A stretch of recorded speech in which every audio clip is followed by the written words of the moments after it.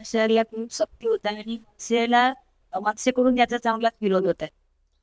असं आहे की विरोधासाठी विरोध करावा असं कोणी कृपया करू नये. 17 जून 2025चा अधिकृत शासन निर्णय आहे. तो GRची कॉपी माझ्याकडे आहे. कुठेही मराठी भाषेवर अन्याय होईल असं सरकारने केलेलं नाही. उलट हिंदी भाषा ही महाराष्ट्राच्या बाहेर पण बोलल्या जाते. हिंदी भाषा मोठ्या प्रमाणात अ, मुंबईसारख्या मोठ्या शहरांमध्ये, नागपूरसारख्या मोठ्या शहरांमध्ये बोलली जाते. किंवा आता आपल्याला इंग्रजी येत नसेल आणि केरळ राज्यात आपण जर गेलो तर तिथं पण हिंदी आणि इंग्लिश या दोन भाषा चालतात. कारण हिंदी शेवटी ही आपली राष्ट्रभाषा आहे. आता शासन निर्णयामध्ये काय लिहिलं आहे की हिंदी ही तृतीय भाषा म्हणून अनिवार्य असेल आणि 1ली ते 5वीसाठी माध्यम भाषा मराठी व इंग्रजी अशा 3 भाषा अभ्यासल्या जातील.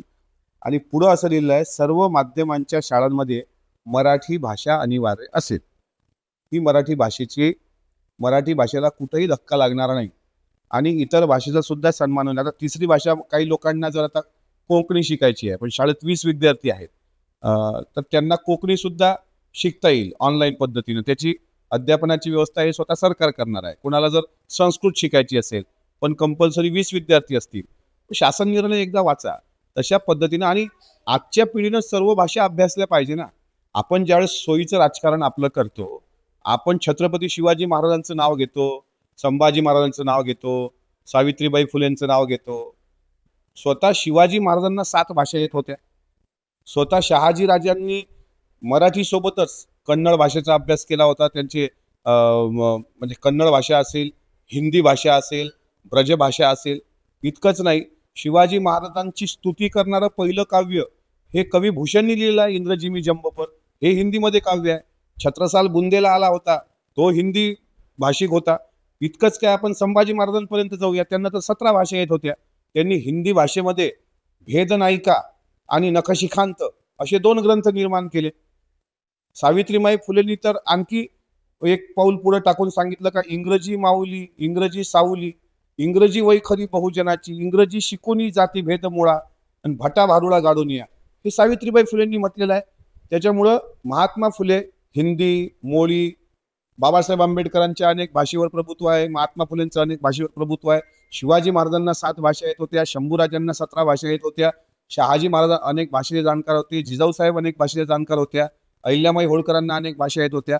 ह्या आपल्या महापुरुषांनी मराठी हा आपला प्राण आहे, मराठी आपला श्वास आहे, मराठी भाषेच्या व्यतिरिक्त सुद्धा इतर भाषा शिकल्या पाहिजे हे जर महापुरुषांनी सांगितलं असेल आणि आत्ताच्या पिढीला जर बाहेर देशात जायचं असेल, आता आम्ही लंडन अभ्यास दौऱ्यावर गेलो होतो शासनाच्या, तिथे इंग्रजी आणि ती पण वेगळ्या टेक्नॉलॉजीची इंग्रजी. अनेक जिल्हा परिषदच्या शाळेची मुलं आता जापानीज भाषा शिकायला लागलेली आहेत.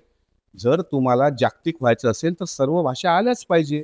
पण आता काहीतरी विरोधासाठी विरोध करायचा आणि विरोध करणाऱ्यांना आम्हाला सांगावं असं वाटतं की मराठी भाषेकरता तुम्ही लढा लढता, ठीक आहे, आम्ही मराठी भाषिक म्हणून तुमचा एक सन्मान करतो.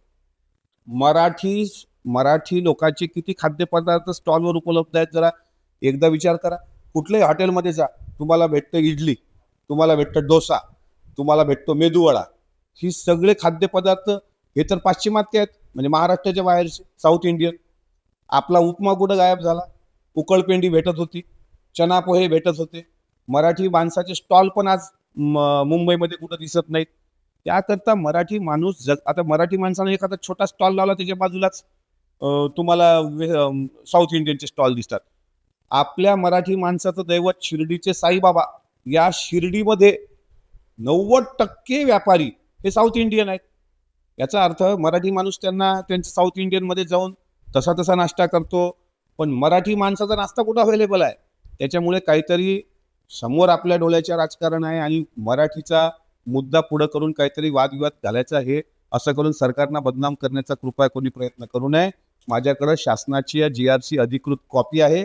त्यामध्ये महाराष्ट्र शासनानं स्पष्ट म्हटलेलं आहे की सर्वसामान्यांच्या म्हणजे सर्व माध्यमांच्या शाळांमध्ये मराठी भाषा अनिवार्य असेल. हिंदी भाषा हा तृतीय ऑप्शन आहे.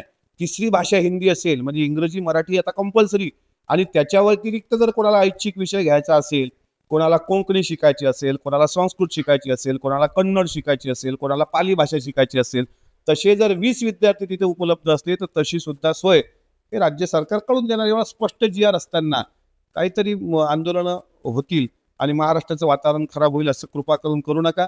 आम्ही पण मराठी भाषिक आहोत, पण मराठी भाषेसोबत इतर भाषेचा सुद्धा सन्मान करावा हे छत्रपती शिवाजी महाराजांची शिकवण अंगीकारणारे आम्ही मराठी भाषिक आहोत.